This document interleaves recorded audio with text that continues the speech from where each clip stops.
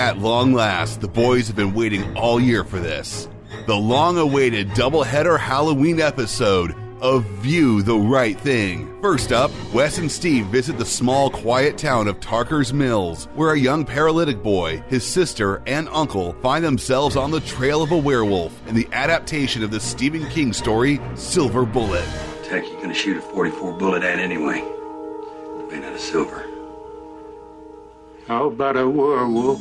Next, an anthology film weaving 5 different tales together in stories that turn Halloween-themed pranks, urban legends, and horror film tropes on their heads in 2007's Trick or Treat. This is the one night that the dead and all sorts of other things roam free. So hoard your candy, lock yourself in the back of the closet, and try not to make a sound for this episode of View the Right Thing. Let's all go to the lobby. Let's all go to the lobby. Let's all go to the lobby to get ourselves a treat. Hey, welcome back to another episode of Yes, welcome. View the Right Thing. The right thing. View the right spooky thing. Oh, view the right Halloweeny thing. Yeah. View the right scary thing. Sure. View the right stranger thing. Oh. Oh. That was a very good one. Technically a TV show. I was going to say terrifying. We won't. Oh, view the right terrifying thing. View the right spine-tingling thing. Oh. Do you think the Tingler, do you think there's a working model of the Tingler left anywhere in the world? I don't know. The old, it was one of those old William Castle tricks, little zappers in the seats that would tingle you. I mean, They would say, the Tingler has escaped into the movie I don't think it was theater." actually a zapper. I think it was like a little vibration. Oh, is that what it was? Yeah, and I think they still continue to use it in places like Disneyland. That's true, huh? Yeah. In good old Bug's Life. Wes, Steve, it's October. it is October. We called an audible in the last episode, We did. and we decided we were going to watch 2 movies each, so glad- to speak. I'm glad you're refreshing my memory. It's been a long time since that last episode. It has. And we were thinking, hey, what if I pick 2 favorite movies that get me in a Halloween mood, Sure. and you pick 2 favorite movies that get you in a Halloween mood? Sure. And we said, let's do this. I mean, I know what mine are going to be. Yeah. And I know what yours are because we just watched them. We just watched them, and we're literally about to discuss them now. Not right this second, but... But sure. on this episode that That's you true. are listening to, That's true. dear listener. Um, So my first movie was Thriller by John Landis. Come on, it's only a movie. Remember? I mean, when, it's and long. It's short film then he length. said, "Come on, I'll walk you home." Not feature, not feature length. It is really not, but that's not my first movie at all. However, very similar themes in a way. Mostly transforming from a human into a werebeast. Yeah. Because a lot of people don't entirely put it together. But in Thriller, he's a cat. He's not a wolf at all. Well, he's actually neither of those things. He's a... But he looks a lot like a cat. He turns into an undead. Well, no, remember when the movie that they're watching, I know. he becomes a werecat. Yeah. A werepanther, maybe. Yeah. Some sort of... But yeah, a lot of people are like, oh yeah, a werewolf. He's a cat, man. He's got whiskers like a kitty. He's got cat's eyes. 9 lives. Forget the hearse, cause I'll never die, right? AC/DC. Wes, what movies did we watch for today's episode? We watched... I forgot. Come on, you didn't forget. Sliver Bullet, starring Sharon Stone. Steve McQueen. Sliver Bullet. Whoa, that'd be a wild movie. Yeah. What are you going to do? Car chase me for smoking? That would be a line. Wait, that was you. Wasn't that Basic Instinct? Oh, yeah. I don't remember any of her lines from Sliver. You get your saucy Sharon Stone movies mixed up, my friend. Was Sliver the one with that song from UB40 on the soundtrack? That was huge. But what was it? It was Well, it wasn't. it wasn't Fools Rush In, right? I don't remember. Remember they covered Elvis's Fools Rush In? Yeah, I do remember. Maybe it was that? Ooh. I do remember that it was about like video cameras in people's like bathrooms and stuff, wasn't it? Yeah, it was Like being an watched. apartment building that was essentially completely surveyed by a perv. Pervy perv. Like a one Walt Dogsney. Don't move guy's a perv. into the sliver. Who is? Walt Dogsney. Uh-oh, your dog is a perv? Yeah, he's a total perv. How so? Have you ever seen how he acts around women? Pretty pervy. Human women or Yeah, women dogs? human women. At first I almost said living women. Yeah. What does that mean? Oh, that's good. Yeah, he's never humped me, and I got big, sexy legs. And I would think he'd just be real turned on by these strong calves. Yeah. I mean, I am.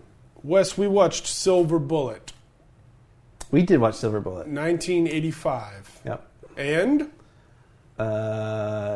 Trick or Treat. Trick or Treat 2007 or Both- possibly 8. I'm Both pretty fun sure it's films in their 7. own right.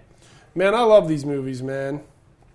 I love them so much. I can't count all the ways I'd rent you again, and all they can say is the boy's no good. We started with Silver Bullet, the older of the two movies. Yeah. Dare I say the scarier? Maybe? Maybe not. Hard to determine which one was scarier. I'm going to go with not scary. No? I don't know, man. That scene on the covered bridge is kind of scary. I'm going to dive in. Should I dive into the plot of Silver Bullet, or should we talk about some trailers and movies we've seen? I mean, I haven't really seen anything new. I've been withholding from watching new trailers because there's a new Star Wars Episode 8 trailer, Yeah. and Not watching I've been avoiding it. I'm not watching it. Desi said she watched Okja. Yeah, we watched Okja together. How was it? It's very good. It's moving. Yeah? It's sad. I've heard. It's pretty brutal to watch. At Really? times. Yeah, I mean, it's just like, I don't know. It's all about, like, animals as food, right? Yeah. And I'm not. It's not like overly preachy though. It doesn't feel like PETA made it or anything. Okay. Interesting. It's made by the it's guy like who clearly made, that this is the plot, and Yeah. so it does deal with it, but it's not like. I don't feel like I ever felt like somebody was like, "You're a monster for eating Okay. meat." I never like felt that. That's interesting to know. All right. I still haven't watched it. I heard it's made by the same guy who made Snowpiercer, right? It is the same guy. I made Snowpiercer. I've only watched Snowpiercer once. I like Snowpiercer. It's pretty cool. It's pretty cool. I have my issues with Snowpiercer. I mean, to set a whole movie inside like sort of that one a choo-choo train. Yeah. But then like to be able to really find creative ways to vary what it looks like inside. That I can agree with. The design on that, the production design is really impressive. That I can totally agree with indeed. Yeah. What was the last movie you went to see in the theater? I haven't seen anything since we talked last. Whoa. I saw Trafficked, but I mentioned that in the last Yeah, episode. you talked about that last time. And then I find it hard to believe that you've seen anything since the last time we I spoke. almost think I have. I almost went and saw Blade Runner today, Yeah. but I decided to give it a couple more days. I'm not like Give it a couple days. I'm not feeling like I need to rush out. No. No. After the way this opening box office weekend went, Nobody else is. You might need to. I don't know. Hopefully, word of mouth will pick it back up again. I mean, I've heard only one bad thing about it. I've got a pretty good TV, so if That's I have to also wait true. till I have essentially like, you know, What if they take it out of theaters and then you can't watch it until 2049? well, I think that's unlikely because it did so poorly at the box office compared to expectations. That's true. Doesn't mean it's a bad movie though. Right. It just maybe means it's not for everybody. I hear it's an absolutely incredible movie. But, like the first Blade Runner, it's just, it's a Not little... for everybody. It's got a very patient pace. I think some people really revere Blade Runner without understanding why they're reviewing. I think they like revere it because they're supposed to. Yeah. Um, I might be one of those people. I don't know. Not to say that it's without merit or anything. I think there's plenty of people who revere it for the like understanding it. Yeah. A lot of people, but man, that movie's not for everyone. No. And I think the wife said she either hasn't seen it or hasn't seen it in a long time. Yeah. And so now I got to slog my way through that. I've seen it like 3 or 4 times, and man, but on your TV, it's going to be so great. It'll be pretty. See, I had only ever grown up just watching it on regular size, 80s and 90s TVs. Yeah. And then just a couple years ago, I was asked to house sit for a friend, a friend's friend, really. Mm-hmm. And he had this big giant TV. And I was flipping around on HBO Go, and there was Blade Runner. And I was just like, you know what? Maybe I've never seen Blade Runner properly. I had closed curtains. Pushed play on that giant TV, and it all made sense after that. Yeah. I was like, oh, that's Blade Runner. You're also like really into Dune, which is also the pacing of a turtle. I guess you could technically say I'm really into Dune. You're really into Dune. I'm into... Every time I see you, you bring up Dune. Every time. Yeah, but I do it mostly as a joke. No, because usually you're like, oh, did you hear the Dune news or whatever? And I'm like, but it's legitimate news, so it can't be that much of a joke. Yeah, they're making... You're addicted to Dune. I'm going to have a Dune intervention for you. They're making a movie where Muad'Dib... I am addicted to spice. They're making a movie where Muad'Dib has to fight... Baron Harkonnen. I was going to say Midnight Sun. Oh, gosh. Ha-ha, but I won't. Should we talk Trick or Treat? No, wait, we should talk Silver Bullet. Silver Bullet, that's the one we said first. Yeah. So Silver Bullet, 1985. It stars Corey Haim, the late, great Corey Haim. Spooky Haim. Yeah, he's very young in this. He is, maybe 12 in this movie? Very young. 1971, so he was about probably 13, 14 when they were filming this movie. Yeah. I would say he looks younger than that. He looks a little younger. Yeah, they always like cast him. Well, we talked about the sister. I thought the sister looked like she was 15. She was probably like 17 or 18. That sister, of course, was Steve. Megan Follows. See, I was thinking of the name Follows. From Anne of Green Gables. She plays Marty. Okay, so Corey Haim plays a rascally youngster named Marty. Okay. Who is unfortunately paraplegic. I remember that. Confined to a wheelchair.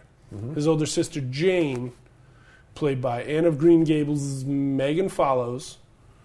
She is kind of tired of having to put up with Marty and babysit Marty and getting yelled at for not being nice to Marty and all that sort of thing. You know where the movie loses me? I like the movie a lot, but you know where I love it. Loses me a little bit and like kind of makes me go, this is B movie making at its finest. Is the fact that it feels like it was made for TV? Well, not so much that. Okay. Is that like there's a lot of like inconsistencies. So she, Megan, no, what's the character's name? Janie. Janie narrates the thing. Right. It's told from her perspective. Yes. But there are like but it's not shown from her perspective. Right. The movie is really from the perspective of the brother. Right. It's pretty strange. It is an interesting way to do it. And you brought up at the end, like what if Jane is at Marty's funeral giving his eulogy? That's what it feels like to me. But they just didn't show us that at all. Right. That's an interesting way to look at it. I never looked at it that way before. Like it seems like because she addresses this whole speech, this whole narration to Marty at the end, and she says goodnight to him. Yeah. And I don't think she's retelling the story as a bedtime story to him. So I think we should, if anyone knows Stephen King, right. We should find that out. You know what? If anyone knows him in person, you mean? Or somebody who's just like a walking King encyclopedia? No, someone who knows. So we could ask him. But you know what? I bet my dad could find his house in like a couple of hours. Yeah, I mean, we could read Cycle of the Wolf. Cycle of the Werewolf. Yeah. I suppose we could do that and see if it's answered in there. Maybe we'll give that a try. Maybe I'll try to hunt it down and have a very short book report for the next episode. Okay, that'd be cool. Very short. Mostly I'll just see if that question gets answered. Okay, sounds good. Is Jane addressing people at Marty's funeral? And exactly how and long we don't know that. does the story take place? Well, according to that poster I found on IMDb, it starts in May of that year. Yeah.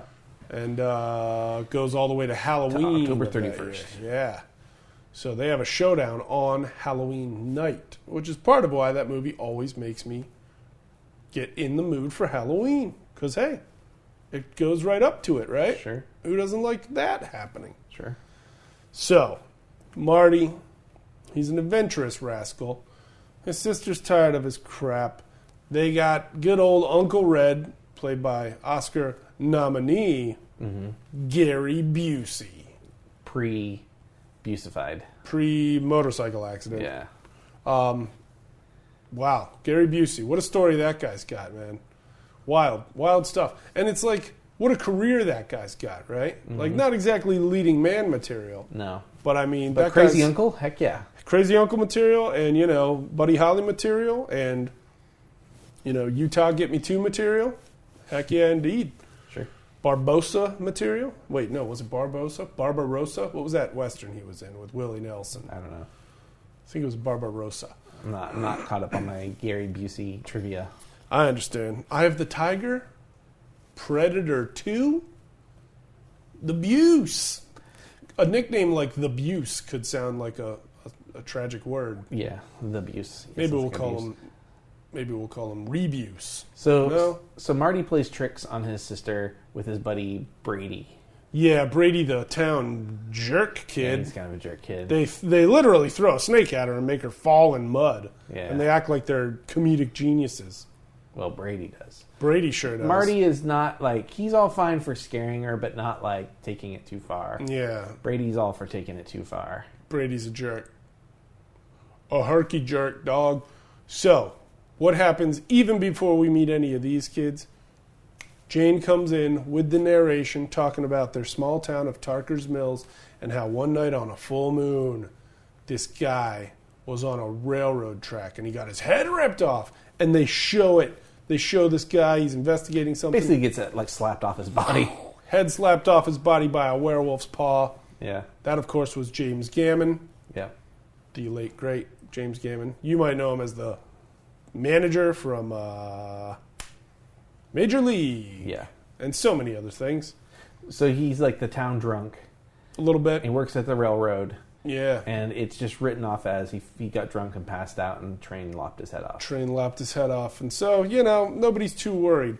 But then somebody else gets attacked. A woman So, who's trying to commit suicide. yeah, so Janie overhears, Yeah. kind of eavesdrops, that there's Yeah. this dude got this girl pregnant, this woman pregnant, and he just is not going to take any responsibility. Nope. He's like, it's your oven and it ain't my bun. Whoa, man, that's harsh. Yeah.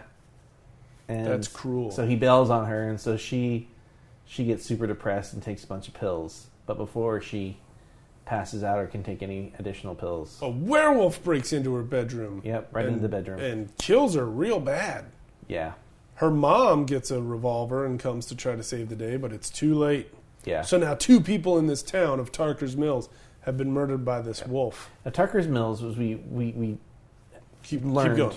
Tucker's Mills is next to Chester's Mills, Yes, which is the town from under the dome, right. and it's I think maybe south of Castle Rock, Of Castle Rock, which is Maine. another town in Stephen King stories, and it's about to be a whole TV series on Hulu. I'm very excited for that. I just saw the trailer yesterday. Yeah, Scott Glenn. I'm very excited. Yeah, I'm pretty I excited. saw about that too. Sissy Spacek in it. I just hope they tie it I into the saw- stories better, because it looks like, from what I've heard about it, doesn't sound anything like any of the stories. Well, what it looks like to me is that it's going to be about a crazy town where horrible things happen that inspire Stephen King's stories. But it's hard That to is say. It's not- only a teaser trailer. Not how I understand it. Okay, I'm alright. not. I could be wrong, but Yeah. I read a description about like who the characters are and what their relationship is, Oh. and like the sheriff is So Scott Glenn's character is a character from the books. Whoa. He's the guy who takes over for Bannerman after, I think, Dead Zone or Cujo. Cool. Whichever one he dies in, I can't remember. He don't dies in remember Cujo, either. I think. All right. He might be the sheriff from Pet Sematary. Not totally sure about that. Which takes place I don't in even Ludlow. remember a sheriff in Pet Well, I Sematary. mean, the books. I don't know how to read. I know. You're giving me a lot of credit. You're here. going to do a book report. You better learn how to read. What is a book? Yeah. But yeah, Why? so so this is like kind of loosely tied into those Yeah. stories. It's mentioned cool. in Under the Dome. Tarker's Mills Tarker's is? Mills is mentioned. Whoa. Which is why I was like, where is that? I was literally about to ask. I wonder if it's been mentioned in any of the other stories. Like if any other character was ever like, I had to drive over to Tarker's Mills to pick up some werewolf converters. Listeners could correct me. I could be wrong. But I think, so in Under the Dome, the fire department, I believe, is understaffed because they've sent a group out to a town over for something. Because they needed help with something. Dome fell. And then the dome fell, and so they were cut off from the town. So the town's like understaffed. So like they don't have enough doctors. They don't have enough fire personnel. And I think it's because they went over to Tarker's Mill. I could be wrong about that. That's the nightmare of living in a small town. Yeah, having that dome fall on you. Well, yeah. And like a lot of Stephen King stories, Tarker's Mill is also a small town. The movie pretty much, after the first beheading, starts with the whole town's out having some kind of a picnicky celebration at the park. Yeah. What is it they're celebrating? I'm not even sure if I could tell. I thought that was... So that couldn't have been 4th of July because the fireworks were canceled later. Yeah, so maybe that was Memorial Day? Yeah. Good call, dude. Good call. And they're the preacher's there, and he's like trying to get everybody all like in community spirit to raise money for a medical thing, MedQ they call it. I don't know what that is. The MedQ. Yeah.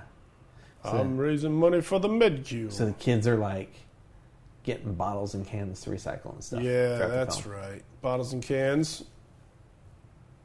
Just clap your hands. Okay. Never heard that. That it was like Beck's most famous song. You know where it's at. You remember? You remember? Yeah, I remember. Yeah. So, gosh, what happens next? All right, so we're already two killings. Two people have been murdered. And then Marty and his school sweetheart, he drives her home. Well, he walks her home. She's on her bicycle. Doesn't walk her. He's on his motorized wheelchair. They ride home together. They convoy home. Yeah. And her abusive jerk dad is like, Jane, whatever your name is, Macy, Marple. Martha, Macy, Marlene. You get your butt in here from school. I'm gross. And then as she Marty... kisses him on the cheek. She kisses him on the cheek. It's very nice and thoughtful. And as Marty goes driving away in his lawnmower-powered chair, it cuts back to her dad, and he's like, well, damn cripples all end up on welfare. They ought to kill them all. And electrocute them. Is that what he says? He says they ought to electrocute Gosh, him. what a jerk. Yeah. So then, guess who's got to die? Abusive, bigoted father. Yeah. Number one. So we've got like horror movie trope. Yeah. Numero uno happening here. All the bad people, all the people who are committing like bad things, all the sins. You got drunkenness, you got suicide, and you got abusive father. Yeah. Probably, I mean, knowing Stephen King, he's probably doing worse things. Right, probably. They kid. don't make it entirely clear, but he definitely seems like a creep. Well, that guy gets murdered in his own greenhouse when he gets yanked down through the floor by the werewolf and pulled onto a spiky piece of wood, which I think would be one of the worst ways to go.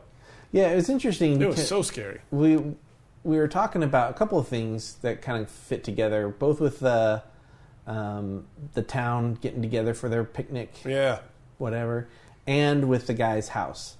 And that's they seem to like tell so much in a Stephen King story with the setting and the sets and like the set decoration and things. Like it seems like just about every Stephen King story has this small town, and they all are like if you flip on the TV and you see the small town, you're like, oh, that's like Stephen King. Right. I think Stranger Things mimic that really, really well. Absolutely. I mean, right down to the tool shed. Right. You know? And so, you know, when you see the kids, you like, or you see the town, you know this is a Stephen King thing. Yeah. Also, the fact that everybody's just writing off these murders. They really are. They just think they a maniac is doing it. Turn a blind eye. A blind eye. We'll get to that in a minute. Hey, old snap. And then inside the house, when the dad's like watching wrestling, he's like, "Oh, that hurt my nethers" or something. Like that. Yeah, he's getting drunk. He's talking about getting his nethers hurt from seeing a really hardcore professional wrestling punch to the groin. And then he hears somebody breaking his pots out in his greenhouse. So he has 3. So this is what I thought was interesting in the house. Yeah. So they don't show a lot of the house, but I mean, they show the guy's got multiple beer bottles, those old school that look almost like little barrels. Yeah. With the old red stripe. Like, or Mickey's maybe. But he's got 3 hunting rifles. Right. 3 hunting rifles. For one guy. Well, that doesn't so much to surprise me, is that he's the only result of those 3 hunting rifles that we can tell are some tiny antlers. One pair of tiny antlers hanging above the door. Antlers. He killed a teenage deer. Yeah. And then there's also next to him a trophy, a cheerleading trophy. Right. And so it's sort of, it tells a lot about like who this family is and who this guy is. And that's another reason I think the dad's being like kind of creepy with the daughter. Yeah. Is that he's got this trophy by him. It's kind of weird. He keeps a cheerleading trophy. Ugh. Yeah. Well, he winds up getting murdered by a werewolf. Yep. And I'll say, kind of deserves it. What happens next? Uncle Red visits with Marty. And now Uncle Red's got a bit of a shady past. He's just divorced his 3rd wife. Getting divorced for the 3rd time. He's also known to be a bit of a drinker. Loves to drink, loves to swear around the kids, gamble with the kids. There's a great scene where they're playing cards, they're playing poker, and what they're betting is they're betting baseball cards. And so like... Are you going to sing the song? Sure. Nice. No, I don't remember. I don't remember the song. I just know it's like, piss on the Yankees, piss on the Indians, piss on the... Phillies. Piss on the Braves. Okay. You knew the whole song. And there's the line I like, is maybe one of my favorite lines, is you can't bet managers. Yeah. Because he's trying to like pawn, because nobody wants the manager card. Yeah, who wants a manager card? So I don't know, that just tickled me a little bit. But it was a Yankees manager. No, I don't, was it? Yeah, I think he said, I raise you a Yankee. And then Uncle Red goes, you can't bet managers. Oh, I thought it was, he tries to bet a manager, he tells him he can't bet managers, and he goes, fine, then here's a Yankee. Maybe and then that's does what the song, happened. Piss on the Yankees. I watched it backwards. Also, piss on the Yankees. I hate the Sure. Yankees. I hate the Yankees so much. I barely pay attention to baseball. So, have at it. Piss on any team that you can get into a position to get pissed on. Yeah, sure. I'm not going to be there. I don't want video of it. But if you can make it happen, that's up to you. Don't really piss on people, please. No. But, yeah, so that happens. So Uncle Red shows up. He's a bad influence. He's got kind of a strained relationship with his sister. Yeah. Nan. Marty and Jane's mom. Nan? Her name is Nan? Nan. It is. Coslow? I guess I always just thought he was calling her Nance, and I just wasn't hearing Nan Coslow. Nan Coslow. Mm-hmm. Mother of Marty and Jane, and not a big fan of her brother, Uncle Red. Now, I don't know if it's a regional thing, but doesn't the name Coslow also... Ooh, there's the... phone call during grab that? the show. Wow, that's not very common. Let them know they're on the air. Caller, you're on the air. Doesn't Coslow, the name Coslow, seem like a very Stephen King kind of name? I suppose so. It's not ringing any bells. Coslow. Yeah, I don't know if it fits in with others. It just sounds like very Stephen Kingish. It does to me. Again, it may be a regional thing. It may be like, people who, are prepping for a nor'easter. There you go. That kind of. Maybe that's just the people who settled that part of the country. Could be They it. have those kinds of names, but that always... Coslow. He did like Denbro, Hanlon, Yeah. Coslow. They just all seem like they all fit together, right? I suppose they do. Creed.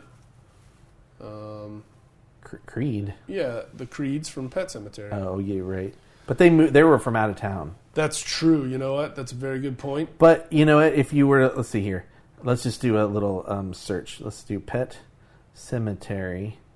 Let's look at what Herman Munster's name was in it. Franklin's Crandall. Crandall. That just seems like an old timey, like the Crandalls have been here for 200 years. Yeah, we built that church over there. And Pascal. You got to watch out for that road. Oh yeah, Pascal. Oh man, Pascal. When I was a kid, he looked like my cousin Dave. What does he say? The soil is sour. Soil's gone sour. The soil. Okay, we're not talking Pet Cemetery. Is sour. Something. We'll bring up Pet Cemetery again in the next movie. Something terrible happens in Tarker's Mills yet again. What happens? Marty's pal Brady gets murdered. The town prankster jerk. The town prankster jerk. So we have another kind of a-hole. Yep. I mean, he's pretty innocent, though. You know, dropping snakes is not like the worst thing he could do. Well, it's not like he's chucking rocks through people's windows or anything. Or that's true. But he was flying a kite alone. Yeah. I mean, those kite flyers, you got to watch out for them. It's not like he was like putting firecrackers in frogs or anything. Pretty sure somewhere in the Constitution it says, "Thou shalt not fly a kite alone." Sure. Now that Benjamin Franklin did it. But so Marty and Brady, they're out flying kites. Marty's got to go home for dinner, and Brady's like, "I'm just gonna keep flying this kite. I can't get enough kite flying today." Marty leaves him alone. Next thing you know, poor Brady's found torn to pieces in a gazebo in the middle of the park. Yeah. The sheriff finds him. I don't even remember how he finds. Oh, sheriff, it's played by Terry O'Quinn. Yeah, it cuts to all the people, all the townsfolk are hanging out in the bar, having a drink, complaining about how the sheriff still hasn't found this maniac who's now killed 3 people. And then Brady's dad comes crashing in and he's like, "Has anyone seen my boy?" And then it cuts to Terry O'Quinn walking away from the gazebo, having discovered the body. Right. And he's got his kite. He's got his kite with blood on it. Mm. And yes, and then poor Brady's dad shows up and he freaks out. Yeah, rightly so. It's a pretty good freak out. I'll say it. As an actor, I was like, that's a good freak out. I don't ever want to know how I would really react in that situation, but that guy did a believable freak out. Things get scary, folks. Yep. Then we cut to a funeral scene, and we see a small coffin about big enough for a youngster like Brady to be in. And the town preacher, I'm not sure if he's Catholic or if they're Episcopalian, but the preacher's at the front of the church, you know, saying some kind words and talking about how, you know, we're living in this time where this maniac keeps plaguing our town, but that time will come to an end, and we'll have peace again, and what have you. And then, boy, oh boy, the people in the town, they started changing. Yeah, that's actually another scene I really like. Everybody becomes a werewolf. Wait a minute, this is a different funeral scene. Oh, I'm sorry. That happened at the next funeral scene. But I thought that's where I was going too, but I realized that's at the next funeral scene. Okay. So Brady's funeral is just very tame. Oh, yeah. And I remember we go to private justice. Coffin. Yeah. Little coffin. Yeah, because what happens after that is the townspeople, they're meeting in the bar. Yeah, Owen's bar, by the way. In Owen's bar. But, so you know what that is, right? Owen gets snuck into Stephen King stuff every once in a while. Owen is Stephen King's son. Oh, yeah? Yeah. Owen's bar. That's cool. And there's a sign in the bar that says Pizza Pride. Pizza Pride. You gotta be proud of your pizza. I guess you do. It is the Northeast. They're very proud of their pizza. We're skipping over something major. Like clam chowder pizza. We're skipping over something real major. What's that? Or are we? I don't know you haven't spoken it yet, so I don't know. No, we're not skipping over the major thing. Good, all right. Good time. A bunch of guys, they're upset about now a kid's been killed So all the tough guys in town are like, we're going to search all through the woods and we're going to find whoever this maniac is and we're going to get him. And the sheriff's like, I can't let you do that. I'm the law. And Brady's dad is like, my kid was torn apart. I've said it before and I'll say it again. And if these men want private justice, we're going to go get it. I think we did skip over something, though. I don't think we It's did. something small. I don't think we did just yet. The fair. No, that happens right after. Well, because after the funeral is when he... Isn't that when he gives him the new... I think it's right after. Right after? Because let me explain. Okay, why does he take the kid out on a drive after the funeral? After Brady's funeral, he's like, let me take the kid home. And I can't remember why he takes him on that drive. He takes him on the drive just to talk to him. And that's when he's like, what if there's a werewolf? What if it's a werewolf? And he's like, don't be crazy, stupid son of a bitch. So Marty's got it in his head that he's like, Uncle Red, I'm just a crazy, stupid little son of a bitch. But what if it's a werewolf? And Uncle Red's like, get me 2 werewolves. So the townsmen, they go out into the woods, guns and flashlights. Yep. And boy, oh boy, does that werewolf make mincemeat out of like 4 of them. But what happens before they, as on their way out? The sheriff tries to stop him. Mm-hmm, and? Brady's dad eggs them on. And then? And the preacher man tries to stop him. And he's like, please don't go out. Please, please don't go. And the sheriff just says, oh, hell with it, preacher. Isn't this that town community spirit you've been wanting all so badly? So the guys are out. They're in the fog. They're in the woods. And the werewolf kills at least 4. It's kind of like... beats one man to death with his own baseball bat. Remember The Lost World when they're going through the tall grass and the raptors are in the grass? Oh, yeah. It kind of reminds me of that. Yeah, the werewolf, he stays under the fog and he just yanks them down one at a time and chews on them and beats them and what have you. We noticed a lot of similarities to Jaws throughout the film. Like the town and sort of their like parade and sort of their town pride, community pride. Yeah. And a sheriff who everybody thinks is doing a bad job. Yeah. And somebody who knows what's going on but nobody believes them. And there's the scene when Brady's dad confronts the sheriff when he eggs them on. Right. It's very much like Alex Kittner's mom, Mrs. Kittner, slapping Chief Brody. He doesn't slap the sheriff, which is a wise move. Yeah, he doesn't. He does not assault the sheriff, but he gives him what for. And then they're in the fog, and you don't really ever see the werewolf. You just see really. like one hairy, gnarly hand grabbing and ripping. You just see people getting yanked down under the fog. Oh man, it's so scary. Back up, Andy. Gosh, okay, You're so not making then lemonade in your pants, are you? Is that what somebody says? Does yeah, Andy say there's that? the dude at the back. He's like, I think he came from behind us, and he doesn't want to go forward. Yeah. And the woman in front of him, I'm assuming is maybe his wife. Yeah. Is like, you're not making lemonade in your pants, are you? And he goes, I'm not scared. I always forget about that line. Which again is a very Stephen King kind of line. Making lemonade in your pants. 4 people get killed in one night. This tough guy search party looking for private justice. So now it cuts to Private the justice reported to duty. Aye, aye, Captain. Wait, are there privates on boats? I don't know. Or is that more of a... They're more like ensigns and... Maybe that's an ensign thing. I don't know. Funeral. 4 caskets at the front. Yep.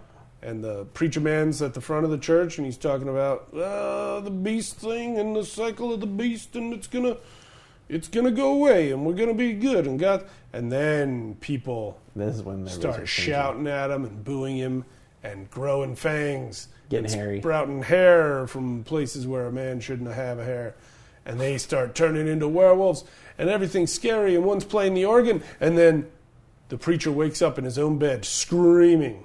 The werewolf playing the organ is a nice touch.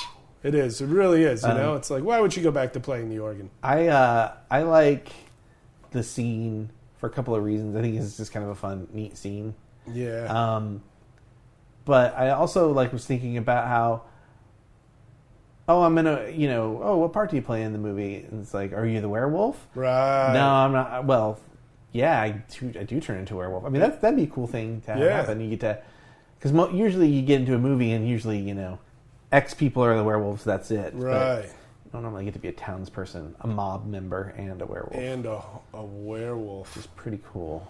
Yeah, I wonder what that would be like to get to to get to be in that scene and be, people asking you like, hey, and you go, well, I am the werewolf. Or am I? You get it. That'd be fun. I got to be in a werewolf movie one of these days. All right. I wonder if I'd even get to wear werewolf makeup or if they just CGI my werewolf on. Yeah, knowing these days. Man, I don't know. So the preacher man wakes up a-screaming. Yep. And then it's 4th of July. Marty and his parents, they roll up to the town fair. there's like no one there. And it's closed. Nobody's there. I think is it on the way to or on the way back from the town fair that it shows the streets are just empty. There's like hardly any cars parked on the streets. People are leaving town. Yeah, it shows a car driving away with a big loaded up trailer. Yeah. And the guy on the radio is even saying like, we shouldn't be leaving town. We should be sticking together. Well, he doesn't have a southern accent. He probably has no accent. So then 4th of July is ruined. Cookout in Marty's backyard. Delicious, delicious cookout. Where Uncle Red mentions the guy ruined your 4th of July. He ran your girl out of town because the girl that kissed Marty on the cheek, she left town after her dad got married. Got murdered. Got murdered. Not married. Got murdered. Did I say you got married? Yeah. Wow. All right. All right. He got married to Look, death. I had blood drawn today, okay? Cut me some slack. Yeah, he got married to death to a jagged piece of wood. And then dragged under his own greenhouse, which I didn't know greenhouses were typically built up off the ground like that, but I didn't make the movie. Ruined your 4th of July. Ran your girl out of town. Killed your best friend. And he's like, but I'm trying to teach you that I'm Uncle Red and I don't want you to be scared of stuff. So he gives Marty not only a brand new motorcycle wheelchair hybrid, complete with a silver paint job and red flame job on it. He also gives him a big old bag of fireworks. Yeah. And he says, you're going to have the 4th of July in September. Yeah. And he says, don't let your mom find them. Light them somewhere near the house and have fun. And he takes off to go to whatever town he lives in. I guess I can wait. We missed something, but I'll bring it up when What? it's... Just say I'll it. miss it. I'll bring it when it's pertinent. Oh. When it's more pertinent. It's not a big deal.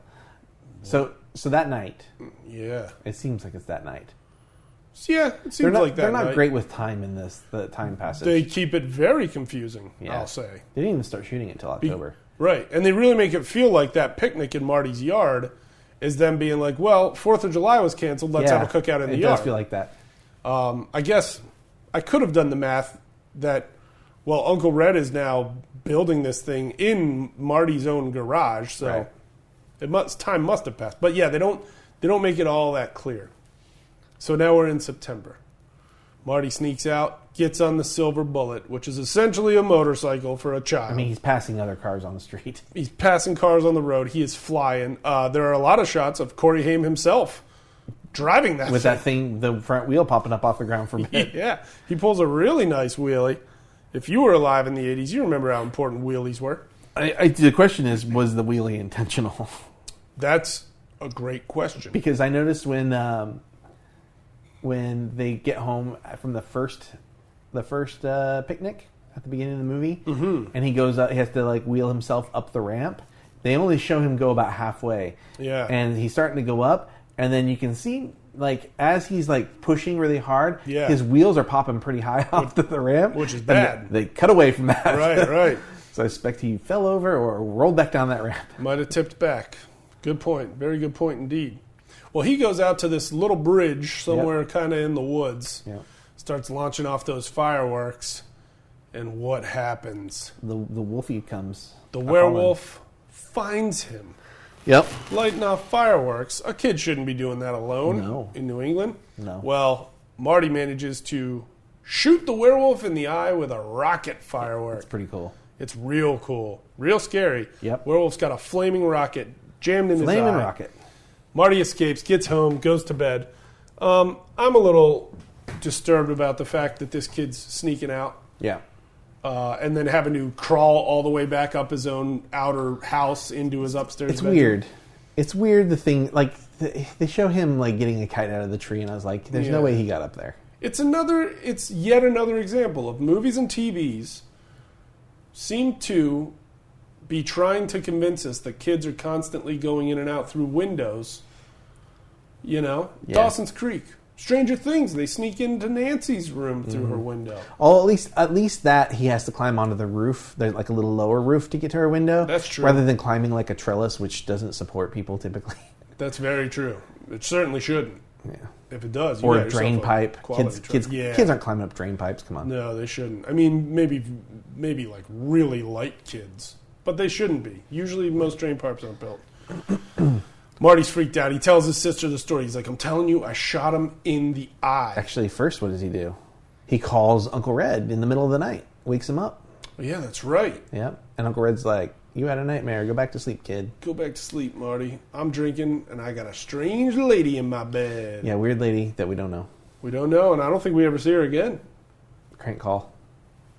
Crank call. Know what he tells her? I think so, yeah. I think so. Crank call. Well, we don't know. We never see her again. So clearly that crank call broke up their relationship. It's a shame. Crying shame. Marty tells Janie. Janie's like, "Marty, that's the dumbest thing I've ever heard." And Marty's like, "You're about to go around collecting bottles and cans all day." That's not what happened. What happened next?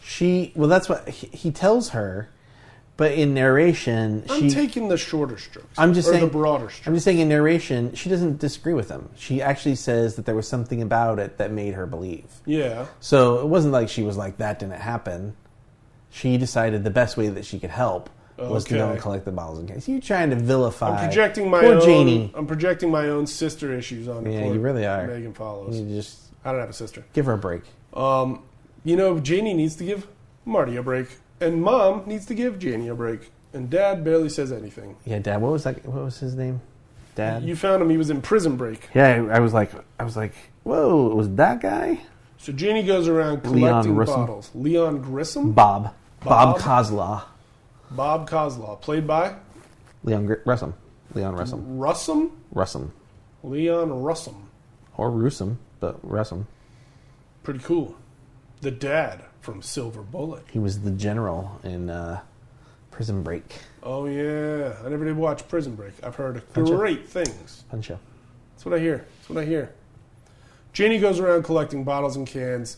We get this montage of her meeting all the older folks in town, and we're seeing all their eyes on their faces, one at a time. And there's a guy, the jerk guy, Andy the jerk, is in the barber chair, and he's got a towel wrapped around his face, a hot towel, like he's about to get a shave. And she goes and peels the towel away, and she's like, "Yo, you got any bottles or cans?" And he says no, because he's a jerk. She leaves. But so far, she hasn't met anybody that's suddenly missing an eye. Yeah. Until what? Well, she gives up. She gives up. She In her goes mind, over to the church to turn in all the bottles Yeah, and cans. She goes to like record her stuff. Yeah. And then the tally up them bottles and cans. preacher, what's his name? He's gardening. Father Lowe or Loeb, maybe? I think it might be Loeb. I've got the thing right here. Lowe with a W. Oh, it is Lowe. Played by Everett McGill. Everett McGill of Twin Peaks fame. Peaks and Indiana Jaws. Dune. Oh, Dune. I know it was Dune. Good old Everett McGill. So he plays the preacher, and he's like, "Hey there, Janie, you bringing the bottles and cans to me?" And she's like, "Yeah." And she's like, "Oh, I've had a weird day. My brother's such a booger sometimes." And the preacher's like, "Yeah, little brothers can be real booger butt burger boogers." And it shows his face. He's also taking liberties with the dialogue. Taking a lot of liberties here with Everett McGill. It does show his face. That's true. What's different about his face? He's got an eye patch. Wait a A second. bandage over his eye. The priest of the whole town Yep. has a bandage over his eye. Which they've been basically telling us with all these deaths of bad guys.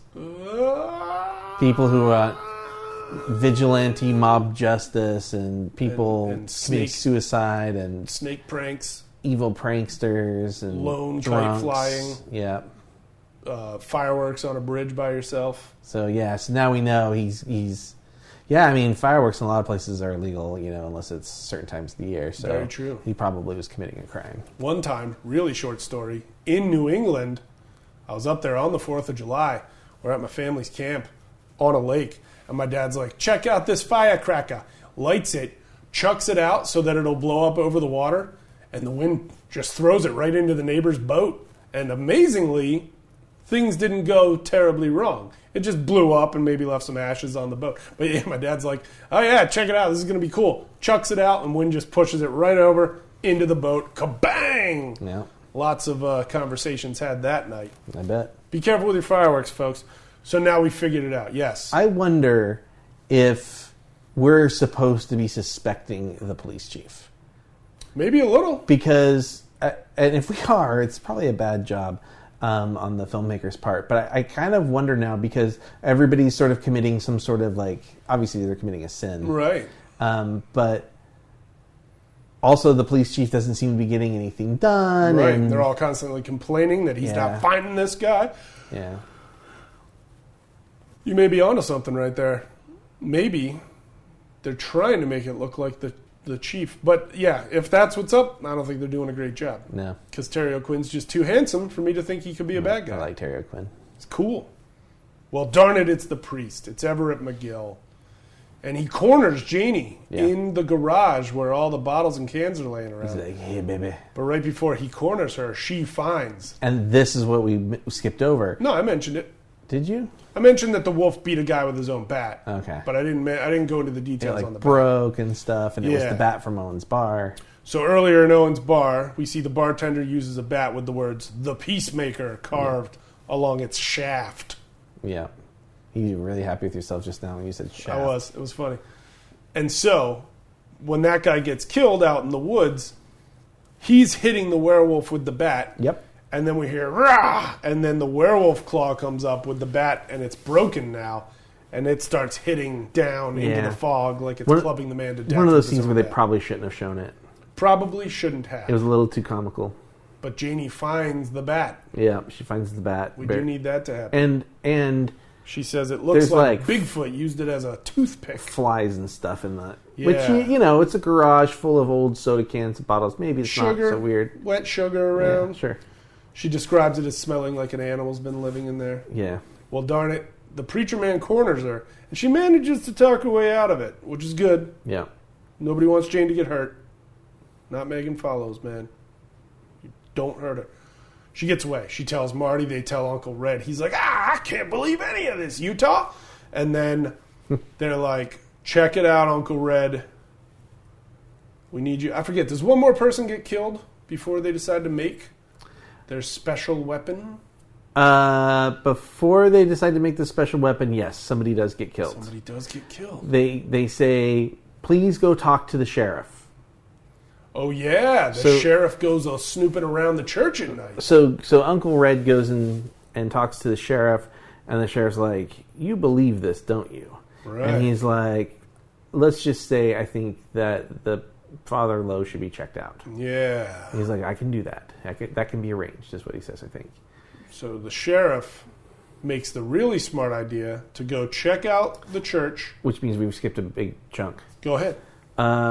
So the Father Lowe, chase. Yeah, Father Lowe has figured out. So the kids send a letter to Father Lowe that's basically eat some poison. Right. They send a kidnapper letter with the letters cut out of a magazine. Yeah. They're saying, we know what you did. You should just kill yourself. Yeah.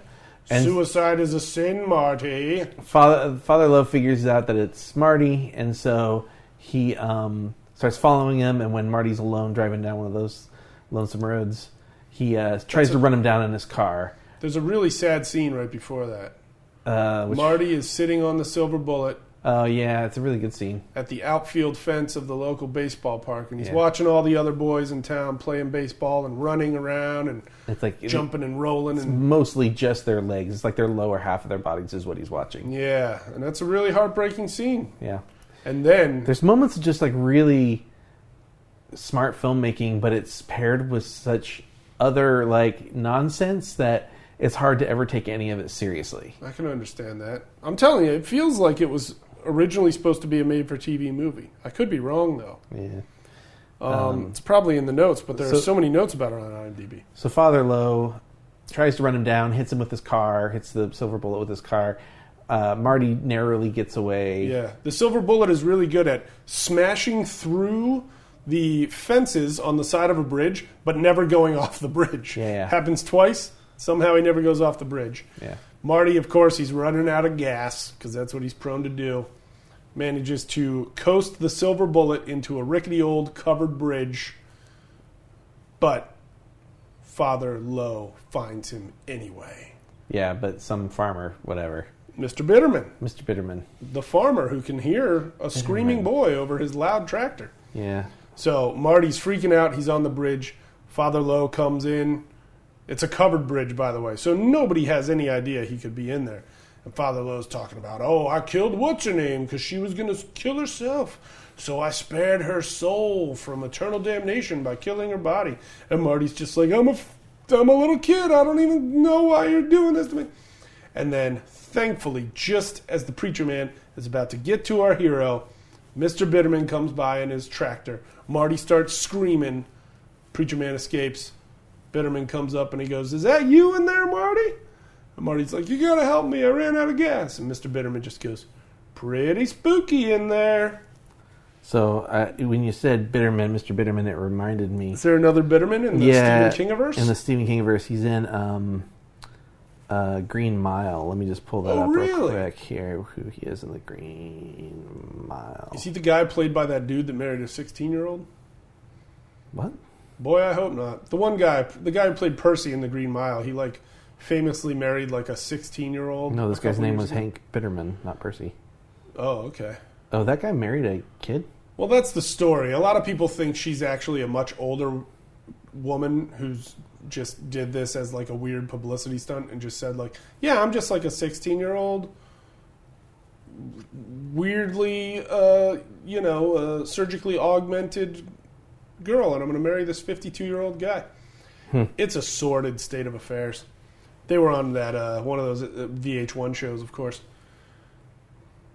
Sorry, it's just taking me a second here. So what are we thinking here? Oh, yeah, so good. Mr. Bitterman saves Marty from the bridge, doesn't even realize it. He's just like, I'm just helping a kid who's out of gas. I'm Mr. Bitterman.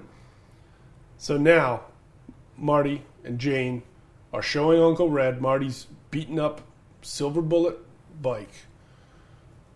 And Uncle Red's still having a hard time believing him, but then he notices some paint scuffs on the damaged portions of the silver bullet. And Janie confirms that those paint scuffs match the paint on Father Lowe's car, which I think was a Pontiac, but I forget which model. Yeah. Scary stuff. No, it wasn't a Pontiac. I think it was a Buick. Ladies and gentlemen, I think it was a Buick, possibly an Olds. So, they're like, Uncle Red. That's when he has the sheriff go check him out. Sheriff checks him out. Like I was saying, he makes the smart move of going to investigate the church in the dark, but then he also decides to wear his big sheriff hat and light a cigarette while he walks around in the dark. Right. He finds the garage full of bottles and cans. He finds the smashed up, broken Peacemaker baseball bat, and right then, Father Lowe catches him, starts a transforming, and kills the only sheriff in town. Right. It's scary. It's real scary. Marty and Jane convince Uncle Red to make them a silver bullet. If I'm not mistaken, Marty gives him a St. Christopher's medallion. And Janie gives him a little silver cross. And Uncle Red takes it to a man. Janie narrates over this part about how this man's some sort of old masterful wizard maker who runs a gun shop and makes his own bullets. But there's something special about him. Yeah. And so he's making the bullet, and unfortunately these two silver pieces of jewelry can only make one bullet. And he holds it up to his face, and he's showing it to Uncle Red, and he's like, yeah, this is a real good bullet. Doesn't have a whatever it's called. It should be real accurate for you.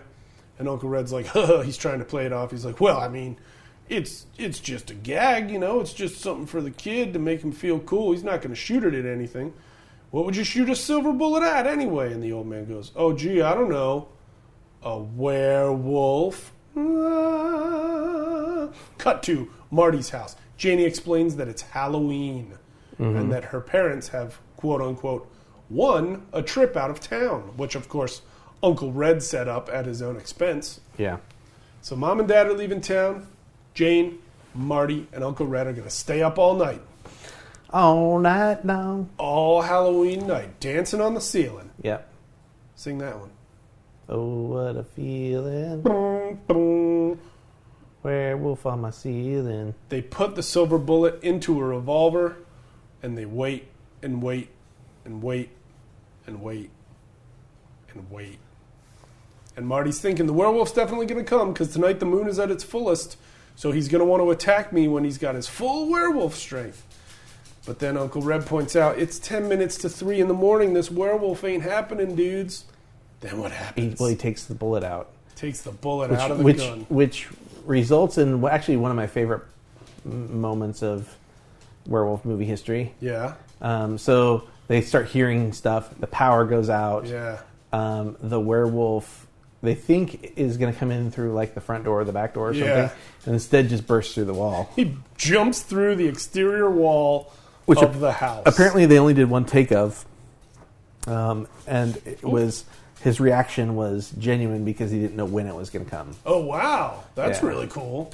And Gary Busey proceeds to drop the bullet and the gun. But what does he try to do first? This is my favorite. This is the part I was referencing that I liked.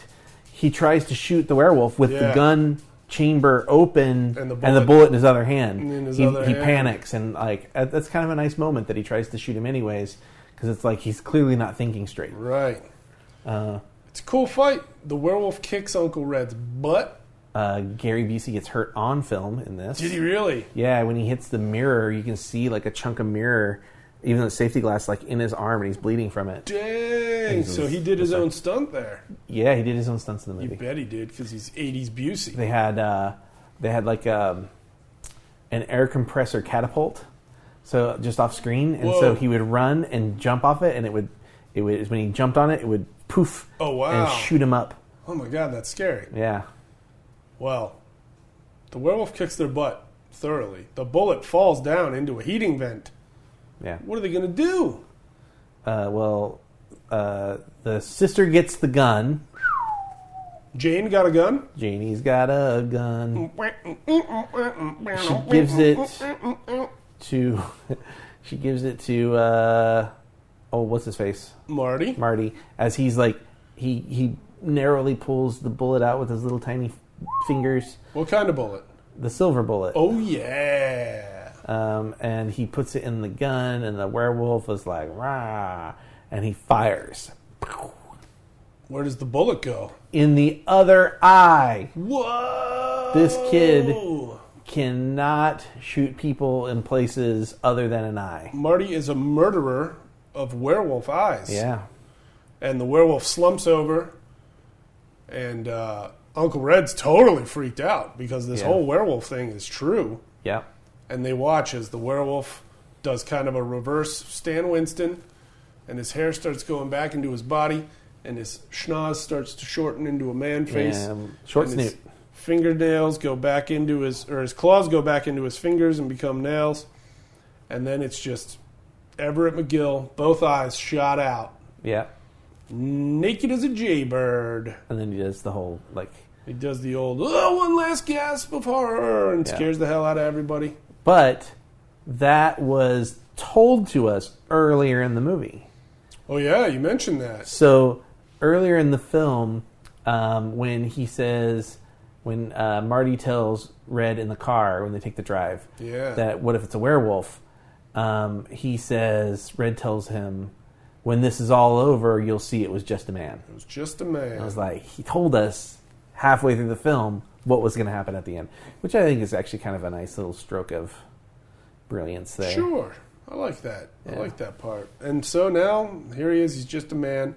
Marty and Uncle Red and Megan Follows are going to have to explain why an eyeball-less preacher is dead in their living room, but we don't see that happen. Right. We hear Jane's narration talking about how, Marty was right all along, and then she says, I love you, Marty. Good night. It's not quite creepy the way you just did it, but yeah. It's almost that creepy. No, I felt like it was more sweet than that. I guess that's true. It's more sisterly, maybe. It's very sisterly. Well, I'm not a sister. It's very... you know what? Let's just Google that real quick.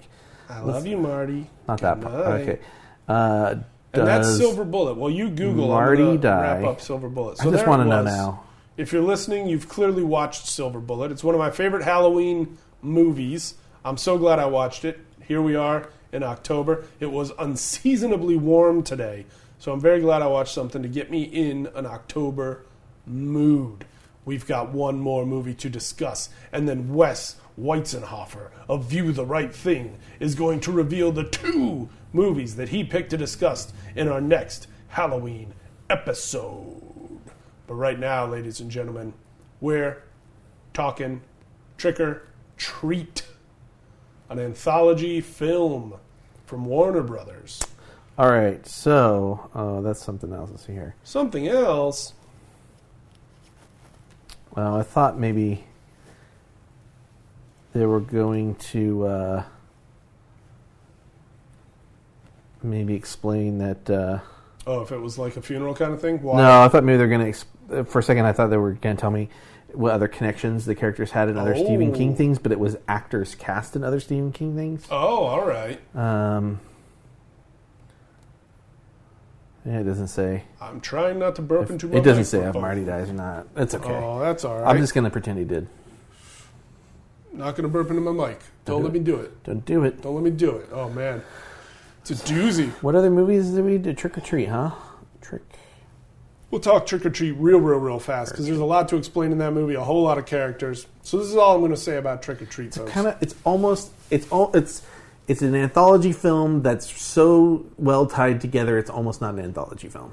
You are correct. Yeah. And if you really think about it, which it really only occurred to me today, but the movie starts with a house here, and it goes to a house across the street there, and then it goes to that guy's next door neighbor house, and then it comes right back to the house where it started. It's all very full circle. Yeah, it pretty much all has to do with those 3 houses, and then there's some stuff going on in other parts of town. Well, but the stuff that goes on in other parts of town ends up at those houses it at all that ends moment. up right back at those houses. Yeah. I'm a huge fan of Trick or Treat. I remember the first time I saw the trailer for it, Yeah. and I was just like, what is that? I am in love. And then it took years for it to come out on DVD. Yeah. My theory is that, and I've probably said this on the podcast before, my theory is that maybe part of the reason why this really good, scary, well-made movie, music by Douglas Pipes, by the way, who's one of the greatest, also did music for Waking and Awaken the Shadow Man and Krampus. Well, the same director as Krampus. That's the truth. And that kicks the truth to the youth. Michael Dougherty. So I want to address something real quick. Please do. Some modern horror stuff. I want to undress those werewolves. Some of them did. To the utmost, they did. There's this like new quote unquote like new class of horror directors. Oh yeah. That a lot of people get talked about, like Ty West, Adam Green. Yeah. I'm just gonna go out and say it. Their movies are garbage. Whoa. Ty West's like House of the Devil is pretty interesting. It's pretty good. Yeah. But man, those VHS movies and You're Next and Green Inferno, they're just not very good. They're not interesting. I thought that was Eli Roth. Oh, okay, so he's part of that. He's part of those guys. Okay, all right. They're just like hostile. Like all that stuff is just like gore porn. It's not interesting storytelling. Yeah. And it gives people, I think, a false sense of like what horror is and should be. Not that I'm not like the utmost authority on horror or anything, but a movie that's like really skillfully told, like this or like The Conjuring. Those are the guys that like James Wan. He's the Michael Dougherty. He's the guys that people should be looking at for horror, not the VHS guys. Those like VHS desperately wants to be Trick or Treat. You know what I mean? Yeah. It's this horror anthology that's not really tied together in any good way. They really tried to do it in VHS too, I think. Yeah. And it just falls apart. I feel like I've seen both of the VHSs, and I really don't remember much about them because they're not interesting and they're not tied together. I mean, there's occasionally some cool like. It's like, oh, here's a neat idea. Yeah. But then the idea, they never like flesh it out to be anything other than just like the inkling of an idea. And Your Next is really bad. Was that the one with the animal masks? Yeah. The midnight coterie of where the couple homicidal killers? where the couple goes and like I went and saw that in a theater with I think Daniel Weiss. Oh, yeah? And I leaned over at the Friend beginning. of the show, Daniel Weiss. I leaned over at the beginning. I was like, "This is who did it. This is who it is." And Yeah. like in the first scene what's going on. And it's like man. you can't telegraph yourself like that in a horror film, or else the movie's just not interesting. Yeah. That's a shame. But so a guy like Michael Dougherty, who did Trick or Treat, Yeah. And Krampus. He made a scary Christmas movie. Right. That's not easy. These are the guys. James Wan. Yeah. Wan's movies, I mean, certainly Conjuring 1 has made me afraid to watch any of his other horror movies. Right. I mean, Conjuring Part 1 freaked me out. And then I had a nightmare about it a month later. And I was like, why is that happening to my brain right now? Right. It freaked me right out. Right. And say what you want about like the Saw franchise, but like that first Saw movie, it was really special. There was something really different about it. Oh, yeah. And I mean, it has one of the most legendary twists ever. Yeah. Period. And you have to give a lot of credit to Lee Wanell, who wrote those, and is in the he wrote several of the Saw movies. Yeah. He wrote Insidious, which James also directed. Insidious scared me pretty well too. Yeah, I mean because I'm afraid of you, James. They understand tension, they understand subtlety, and less is more, and they know when to give you the full.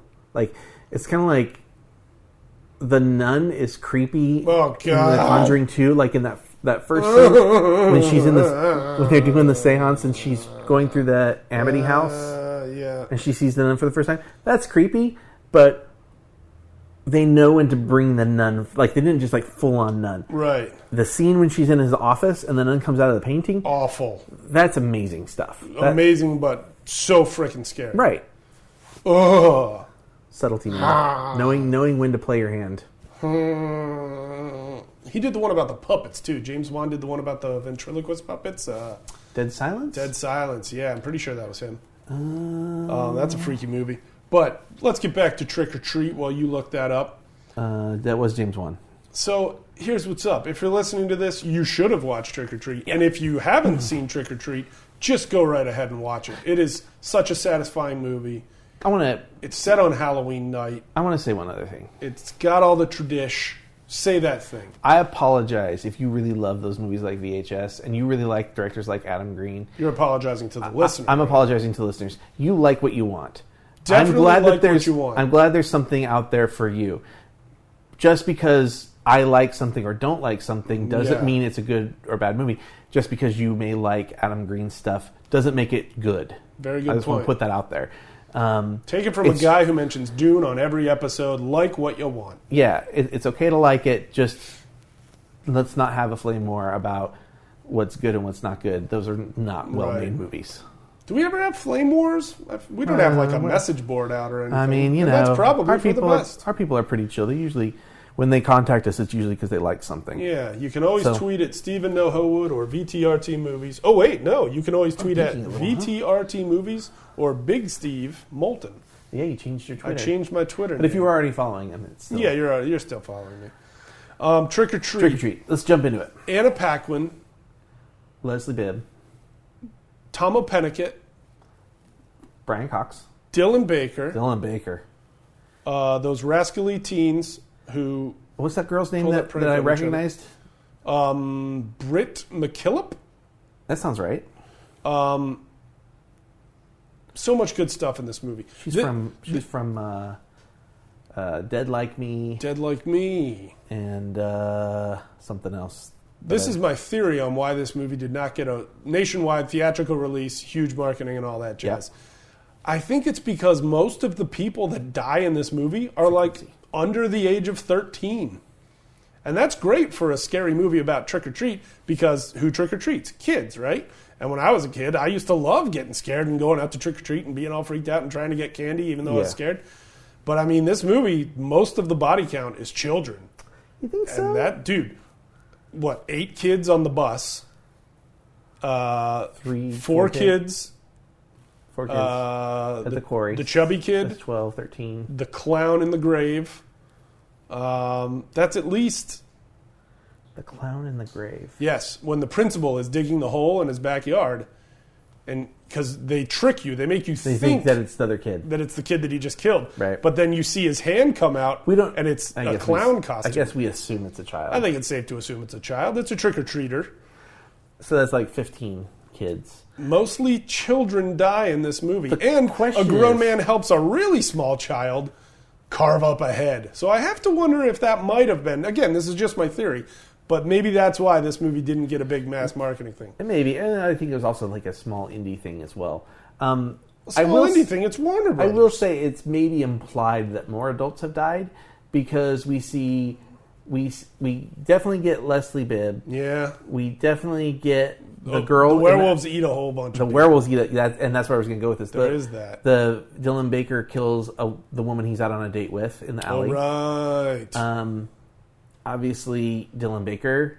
Then you have Brian Cox. You presume. I mean, they show in the credits he dies. Yeah. All of the party people. So if there's at least 10 of those women, What do you mean all the party people? all the at people the werewolf at the werewolf party. Yeah. So at least 10 guys, presumably, because all the women, the whole thing was they had to find a date. They so each had to bring a date. At least 10 guys there. I'd go to that werewolf party. Yeah, I bet you would. I'd just be like, this is it, yo.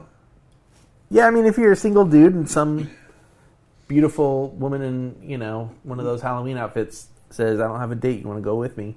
Yeah. Most dudes are probably going to be like, okay. Yeah, I'd be like, duh. That's what I'd do. That's what I'd say. I'd put on a "This is my costume" T-shirt, and I'd go. And I wouldn't live to regret it. So, what's his name? Tomo Pennicott? Tomo Pennicott, you might know him as Hilo from Battlestar Galactica. Greatest hero of the fleet. You could guess that maybe he dies as well. You think? Well, it's unclear. I think he doesn't at all. It's unclear because they don't show what happens after he finds Leslie Bibb's character. That's true. But we also know he leaves the front door open, and he did commit the sin of allowing her to put out the thing. Well, yes, but he tried to talk her out of cleaning up the decorations. But the only person that we see survive has a lit pumpkin. That's a good point. That's a very good point. So I think you can presume that probably he dies. Wow. I don't know. I hope he's in Trick or Treat 2, which the public has been eagerly awaiting since Trick or Treat 1 came out. Well, the bad news on that is I looked it up on IMDb. Yeah? And it's listed still as 2011. Ooh. So the fact that they haven't even bothered to change that to unknown or whatever. I'm going to say something right now. Excuse me. That you're going to find hard to believe. Yeah. But Steve Moulton, mm-hmm. I'm pretty sure it's not 2011 anymore. I've heard that. But when is it? I don't. When are we now? 2017? 17? Yeah. I got to call the DMV. I think Michael Dougherty also directed some episodes of True Blood. Oh, really? Yeah. Cool. Hence the Anna Paquin. Anna Paquin as Little Red Riding Hood. Also more vampires and werewolves in that. Oh yeah, true. No, there wasn't a real vampire in this movie, which right, I enjoyed. I was okay with yeah. it. I mean, it's implied that he did drink some blood. Right. And that he had. But he's not an actual vampire-powered kind of guy. Right. Correct. He's a wannabe vampire with some killer fangs. Yeah. Man, I love this movie. I'm going to wrap up Trick or Treat because it's like there's just so much to see. Why it's to talk so about colorful. it? Is what you're saying? The music is so great. Well, I mean, let's. I don't know. I bet there's such a colorful, great. The design of Sam. I love the design of Sam. Is the coolest. Pop quiz right now. What? Who wins in a fight, Sam or Leprechaun? Sam. Damn right he does. You know why?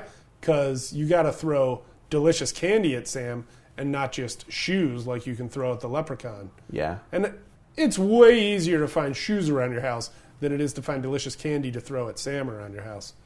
But then again, he only attacks on Halloween night, so you should have candy on hand. Folks, keep your jack-o'-lanterns lit. That's what I'm saying.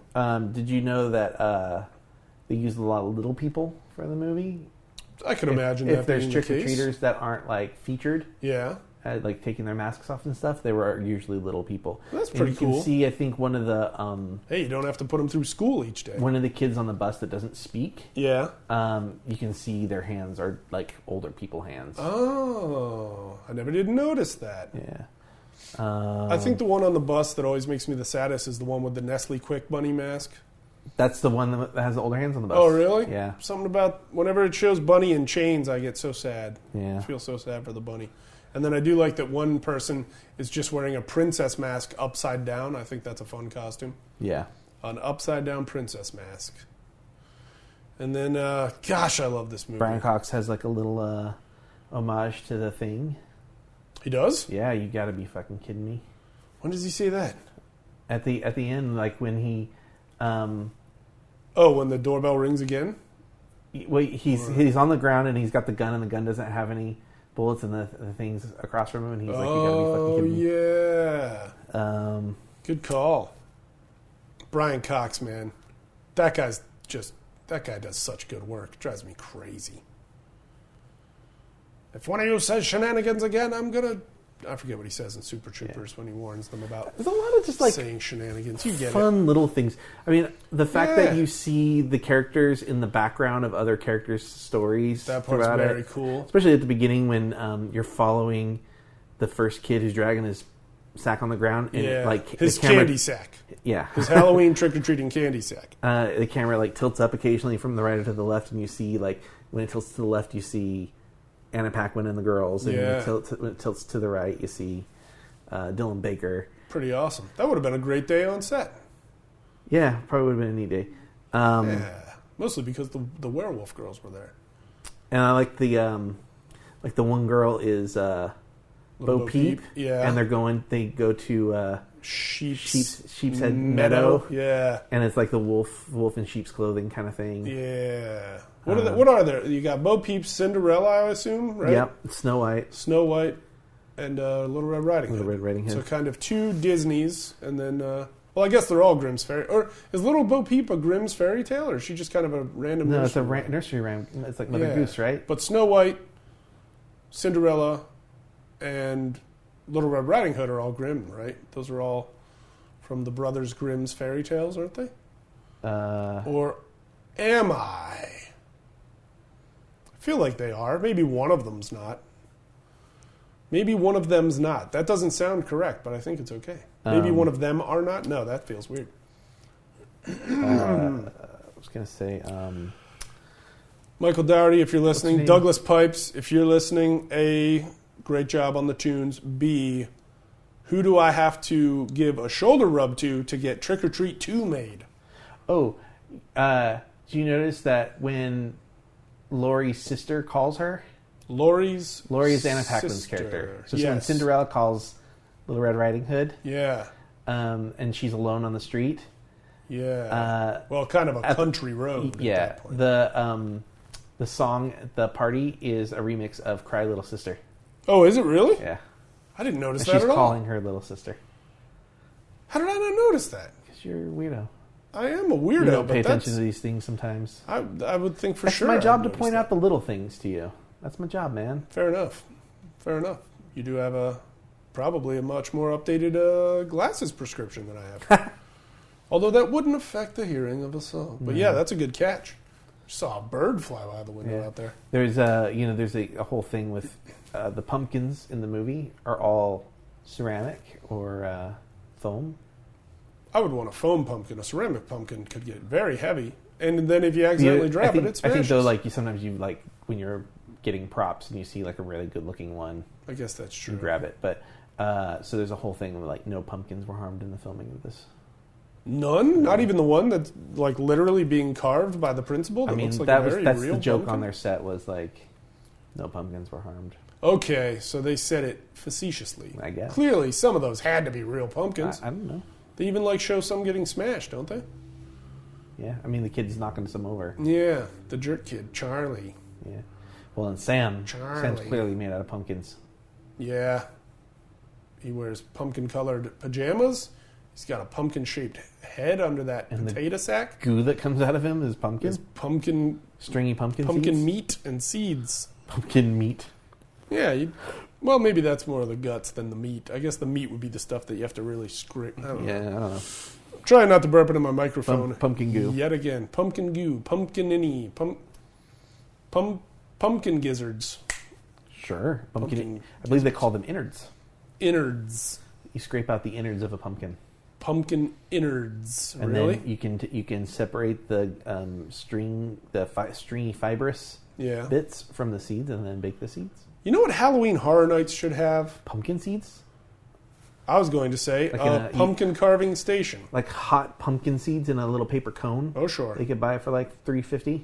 Oh, yeah. They would probably charge $7.50 for it. I remember in kindergarten in October, the teacher brought in a bunch of jars of cream, and we'd each shake it 100 times and then pass it, and we kept just passing them all around and shaking them like crazy until they became butter. And then she had us make pumpkin seeds on crackers with butter that we just made. It was a pretty cool day for kindergarten. And then I took a nap and didn't wet my pants. Good job. I'm happy to say. I'm very happy to say. What should we do? Should we wrap up? I guess we should wrap it up. I feel like, unless we really get into the plot of Trick or Treat, but that's just unfair. Experience again, even if you've already watched it. Give it a couple weeks and watch it on Halloween night. Yeah, watch it again. There's nothing else to say. I guess we could just say goodbye, huh? Well, there is something for you to say. Nah, we don't need to say anything. You're not going to announce your two movies? Oh, no. Okay. Yeah, you should do that. All right. Folks, it's mid-October. The challenge was pick two movies that put you in a Halloween mood. Wes is going to announce his two movies now. You watch them before you listen to our next episode. Wes, take us there. So I wanted to do something fun. Yeah. Something silly. Love it. Something not good. Okay. Plenty of that in the horror category. Yeah, I wanted to do some real B indie stuff, real low budget stuff. That's fun, but still accessible that people can get. Yes.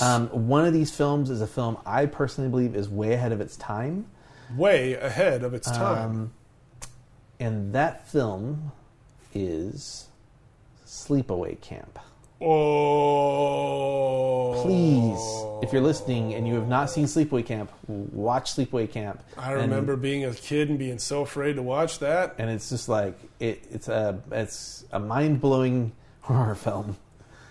In the words of the ticket taker lady from Crazy People, if you want to get effed up for life, $20 is what it costs. I forget the exact phrase. So, but yes, Sleepaway Camp. Okay. 1983's Sleepaway Camp. 1983? But isn't that after the first couple of Friday the 13th? Yes, that is correct.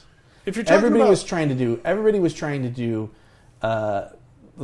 capture, because Friday the 13th was massively successful and made on a pretty limited, maybe $100,000 or a couple $100,000 or something. It was a low budget. Yeah, Kevin Bacon. Kevin Bacon gave the world Kevin Bacon. Oh yeah. And then The Burning happened the very next year. Did you ever see The Burning? I didn't see The Burning. If I'm not mistaken, Jason Alexander, Holly Hunter, definitely Fisher Stevens, and a few other really famous people are all in this movie that is just a flat-out Friday the 13th ripoff. But it's still pretty fun. There's a lot of Sleepaway Camps kind of falls in that category a little bit. But boy, oh boy, does it then put itself in a whole new category. It creates its own category. There's another one called Cheerleader Camp or Bloody Pom Poms. That's also another one of those ripoffs. I feel like I would have definitely seen a movie called Cheerleader Camp. Betsy DeVos? That's her name. Let's see Betsy here. Ross? No. Cheerleader Camp from 1988. 88? Betsy Russell, who I have worked with. Betsy Russell? Why can't I think of who she is? Do you got her right there? She's in Saw. Show me the picture. Okay. Yeah, Betsy Russell. She's Jigsaw's wife in the Saw franchise. Yeah. Wasn't she also in a movie with Rob Lowe? I mean, I feel like she was in it might have been called Private School, but I'm pretty sure. Yeah, she was in something with Private Rob School Lowe, with Phoebe right? Cates and Matthew Modine. Yeah. Yeah. Betsy Russell. She had a reality But, show. that's a different movie. We're not really doing lady. we're not doing bloody pom poms. We're talking about what? Sleepaway Camp. Whoa. Starring? Great question. James Earl Jones' brother. Oh, really? Yeah. I did not know that. Let's see. I'll tell you here. I just followed Angela on Instagram too, and now I can't remember the actress's actual name. Oh, well, she's amazing. Felissa Rose. Felissa Rose. Felissa Rose is special. What is James Earl Jones' brother's name? Desiree Gould is amazing as Aunt Martha in Sleepaway Camp. Robert Earl Jones. Robert Earl Jones plays Ben in the movie. Man. Oh, and there's Christopher Collette. Christopher Collette, right? Yeah. Star of... Now, we just watched Silver Bullet with Corey Haim. Yeah. Christopher Collette is not only in... let's see, what's it called? He's in a movie with Corey Haim, James Woods, and I think Terry Garr, where they play brothers, and I think James Woods is like their abusive stepdad. IMDb's being very slow. It won't show me the name of that movie. We're getting way off track here. But he's also in another movie with Corey Haim. Rollerblading, futuristic nightmare sensation. Roller Babies? Prayer of the Roller Boys. Okay. That's all I'm going to say about that movie. That's not... None of that is our second film. None so of the it. first film is Sleepaway Camp. Yes. And your pick that puts you in a Halloween mood, your second pick? Well, because I was doing something kind of silly, I wanted to stick with that. I didn't think like pairing it with like a good film was necessarily the right thing to do. So you don't want to go like Sleepaway Camp, Silence of the Lambs.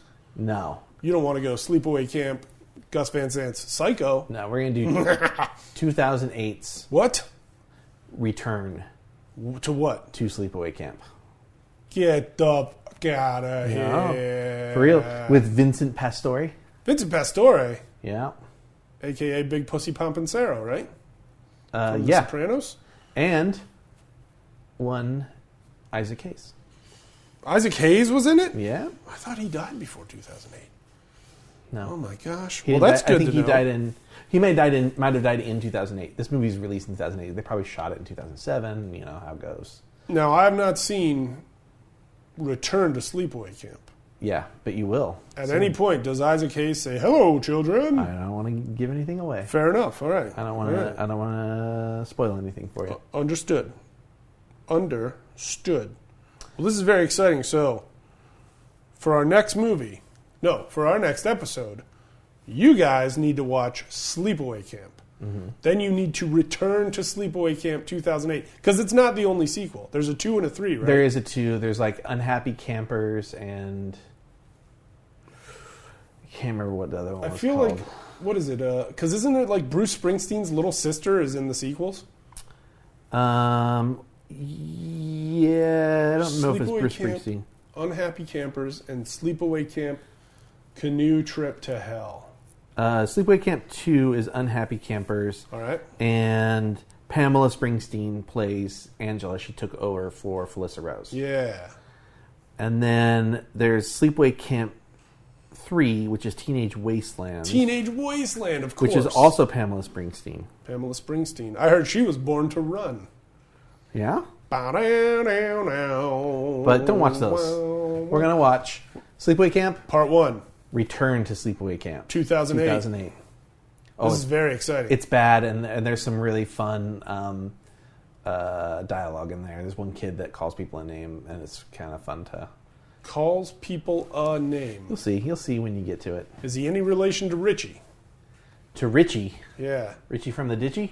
Richie from the first movie, who has an epic name-calling tirade that he goes on. Don't think he... Are you thinking of Ricky? Ricky. No, he is not related to Ricky. Man, when Ricky cusses those kids out, oh, mwah, that is a beautiful... What's the word? Sleepaway Camp's got some good deaths in it. A tapestry of vulgarity. It's got some like... Yeah, it's freaky, man. It's freaky as hell. But we'll talk about that when we... Sleepaway Camp and Return to Sleepaway Camp. I'm excited. I'm ready for Halloween. Let's go do it. But I'm also ready for these movies that we're going to watch like way before Halloween gets here. Yep. All right. Awesome. Till then, everyone, bon cinema.